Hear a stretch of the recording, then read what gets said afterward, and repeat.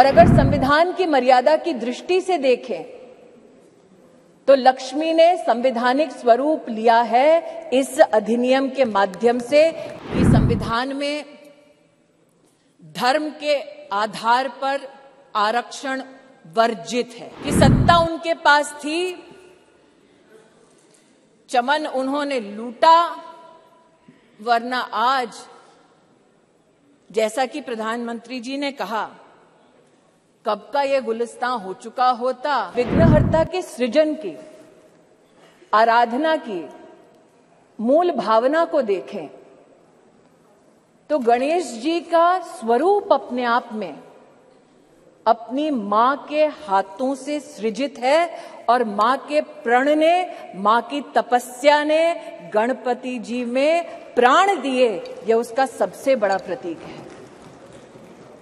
हमारी सभ्यता में यह भी मान्यता है कि नव भवन में जब प्रवेश होता है तो पहला पैर, पथ पर पहला आगमन घर की लक्ष्मी का होता है। कई समाज के वर्गों में भवन के बाहर घर की लक्ष्मी अपने हाथ की अमिट छाप छोड़ती है और कई परिवारों में पैरों के नीचे आलता लगाकर बेटियों का सबसे पहला कदम ऐसे भवनों में रखा जाता है। और अगर संविधान की मर्यादा की दृष्टि से देखें तो लक्ष्मी ने संवैधानिक स्वरूप लिया है इस अधिनियम के माध्यम से, जिसके लिए मैं सरकार का, इस सदन का और पीठ का विशेषतः आभार व्यक्त करती हूं। कल जब ये प्रस्ताव सदन में आया तो कुछ लोगों ने कहा हमारा बिल है, कुछ लोगों ने कहा हमने चिट्ठी लिखी, कुछ लोगों ने कहा कि ये पूरा का पूरा संवैधानिक निर्माण हमारा था। आज ऐसी एक सम्मानित नेत्री ने सदन में अपना वक्तव्य रखा, लेकिन उनका मैं एक विशेष रूप से आभार व्यक्त करती हूं कि 2 विषयों पर उन्होंने ऑन रिकॉर्ड स्पष्टीकरण दिया है। हमको बार बार बतलाया जाता कि एक विशेष परिवार ने 73rd, 74th amendment to the constitution पारित करवाया। आज मैं आभार वंदन करती हूं कि पहली बार स्पष्टता हुई इस सदन में उनके द्वारा कि ये पुण्य काम पीवी नरसिम्हा राव जी ने किया, जिनके मरणोपरांत उनके ही पार्टी के हेडक्वार्टर में उनको नमन करने का मौका नहीं दिया गया। दूसरा, ये कथन कि अभी क्यों नहीं और ये वक्त हमारा बिल है तो अभी करिए, तो महोदय ये उस बिल की प्रति है जिनको वो हमारा कहते हैं। उसमें अगर आप दूसरे पृष्ठ पे 2B और 3B पढ़ें, और ये वो है जो कांग्रेस पार्टी कहती है यूपीए की सरकार में राज्यसभा में पारित हुआ और फिर लोकसभा में प्रस्तुत हुआ। अगर आप इस पृष्ठ पर ये दोनों छंद पढ़ें तो यूपीए, जिसकी अध्यक्षा श्रीमती सोनिया गांधी हैं, उन्होंने कहा है no seat shall be reserved for women belonging to scheduled caste, scheduled tribes in the 3rd general elections. 3B पढ़ें तो उन्होंने कहा, प्रस्ताव दिया, no seat shall be reserved for women in the 3rd general election. अर्थात आज की सरकार जब यह अधिनियम लागू होगा तब के बाद 15 वर्षों तक महिलाओं को रिजर्वेशन गारंटी करती है, मोदी की गारंटी है। लेकिन अगर कांग्रेस पार्टी का प्रस्ताव आप पढ़ें तो उनका प्रस्ताव ये था 2B और 3B में कि no seat shall be reserved for women and SC/STs in the third general election. No seat shall be reserved for women in the third general election. Congress का प्रस्ताव था कि 10 साल औरतें मेहनत करें, लेकिन 15वें साल में आपका अधिकार आपसे छीना जाएगा। आज मैं अभिनंदन करती हूं प्रधानमंत्री जी का, हमारे न्याय मंत्री का, जिन्होंने कांग्रेस की इस अभिलाषा को निराश किया।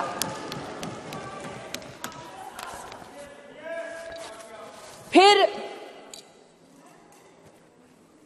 इनका ये वक्तव्य कि आप अभी क्यों नहीं कराते। महोदय, हम जानते हैं कि संविधान को छिन्न भिन्न करना ये कांग्रेस की पुरानी आदत है, लेकिन आज अगर आप इसी गरिमामय संविधान के अनुच्छेद 82 को पढ़ें, 82 ये किताब नहीं है, संविधान का मेरे हाथों में,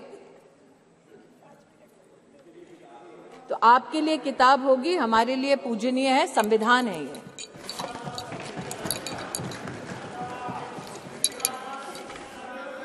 आर्टिकल 82, और आपकी अनुमति से पढ़ना चाहती हूं। Upon the completion of each census, allocation of seats in the House of the People to the states and division of each state into territorial constituencies shall be readjusted by such authority and in such manner as Parliament may by law determine, provided also that until the relevant figures for the first census taken after the year 2026 have been published. तो क्या ये विपक्ष के नेताओं का मत है कि जो संवैधानिक प्रक्रिया इंगित है संविधान में, उसकी अवहेलना हो? Should we not abide by the Constitution? Is that the position taken by leaders of the opposition parties? That is my humble suggestion and submission. फिर यह आरोप लगाया गया कि आप ओबीसी और मुस्लिम रिजर्वेशन क्यों नहीं देते।